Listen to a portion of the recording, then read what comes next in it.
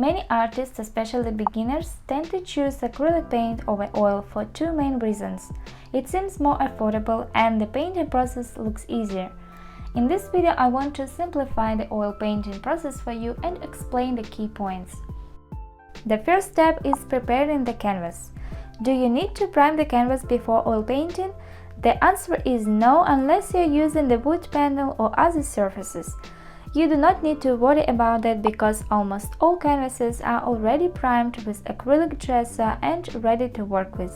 For my paintings, however, I like to apply an additional layer of acrylic paint mixed with some color to have extra smoothness of the surface and a nice background. I usually do very light pencil drawing because I don't like the way the pencil scratches the surface of the canvas and often it is difficult to erase it. So, having drawn the basic shapes, I then add some shadows and more details, if necessary, with oil paint mixed with a medium. The third step is to create your artwork in any style and any way you want. The best thing I like about oil paints is the richness of the pigments, the natural look and the softness when working with them. Whether you're working in a realistic or abstract style, oil paints are great for both. And more importantly, it is an excellent material to use when creating a large-scale work. After you finish painting, leave the artwork to dry for a couple of weeks. It is said that oil paintings is cured for about 6 months, but because the art supplies are constantly improving, you can now apply the varnish on top of the oil painting when it's dry to the touch.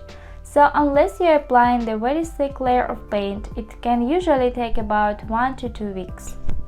The next step, which I found very helpful, is oiling out. It is basically covering your artwork with the thin layer of the diluted oil medium.